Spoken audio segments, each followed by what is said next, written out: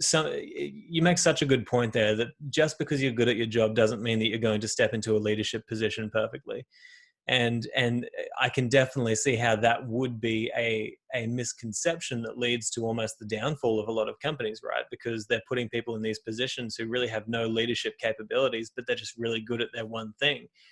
And what do you think the importance is of people when they're getting into any position in a career to really question deeply what their personal nature is and the value that they can bring to the company, or for the individual and for the people hiring as well?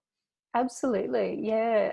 And, you can make pretty easy ties to organizational behavior as well, which is a subject that I lecture in as well. So from an organizational behavior perspective, we can look at the personalities, and there's a lot of tests and things. I'm not a huge fan of personality tests because I think they're a little bit limiting at times. I believe that we're constantly evolving and practicing through our experiences. So I don't really like the idea of taking a snapshot of somebody in a point of time and then saying that that's the type of person that they are.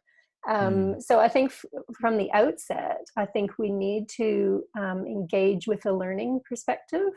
And not expect, so a lot of our interview practices, a lot of our recruitment practices are expecting people to be a certain way coming into the role.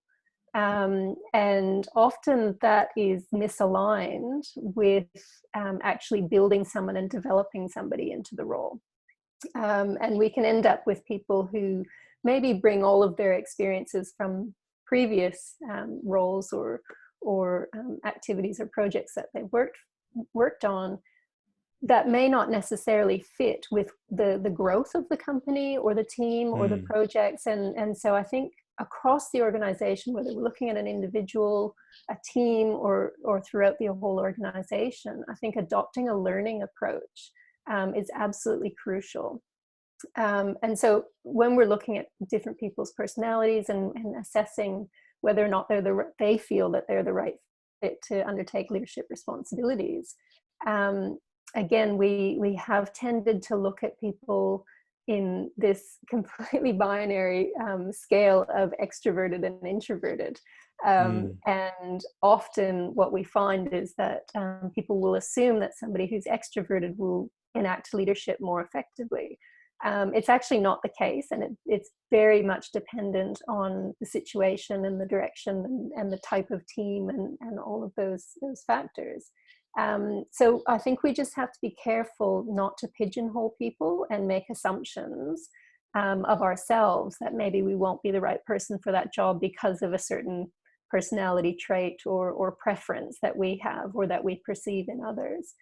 We really have to take a learning approach to these things and an experiential approach to these things, because ultimately we don't know. We're really just making assumptions, and it could end up being not the right decision, and that's okay.